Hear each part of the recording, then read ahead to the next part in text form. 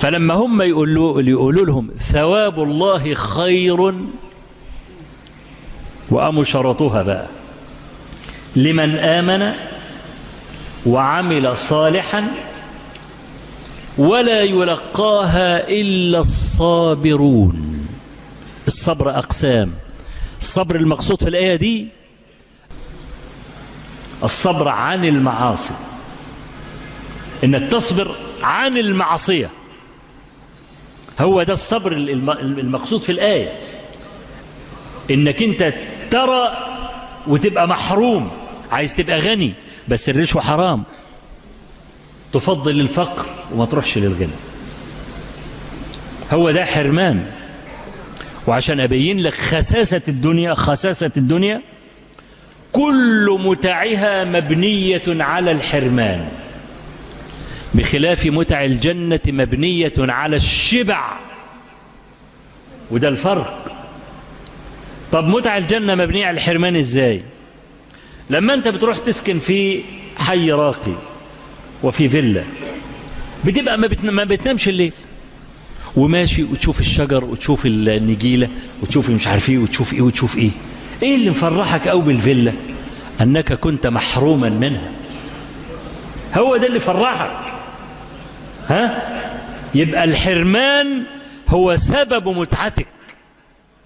فتصور دنيا أساس لذاتها مبنية على الحرمان، أي خير فيها؟ لما تكون راكب سيارة فخمة جدا من السيارات الفخمة وانت ماشي، لو الناس بيقدروا يعني، لأن ساعات لما تركب سيارة فخمة في وسط عزبة ولا بتاع، عربية مضلة، عربية كل 4 كاوتشات مولانا وماشية وخلاص. زي واحد مثلا عايز يلبس الجزمة ب1000 جنيه. طب يا ابني ليه؟ يقول لك أصل في ناس ما بيقدروناش إلا بالجزم. طب اللي بيقدرك بالجزم ده تروح الأماكن الراقية بقى الدبلوماسية، اللي أول ما يشوفك من جزمتك يعرف قيمتك إيه. لكن أنت لو لبست جزمة ب1000 جنيه وجيت عشان تصلي معنا في الجماعة الشرعية، والله ما تفرق عن الجزمة 50 جنيه. أهو كله مداس. فالحاجة إذا ما تحطتش في وسط اللي يعرفوا قيمتها يبقى ملاش قيمة، راحت في طيس يعني. فلو النهارده راكب سيارة فخمة في وسط مثلا ناس وبتاع الكلام ده، يوم هو راكب السيارة يبص في المراية يشوف الناس لسه باصين له ولا لا.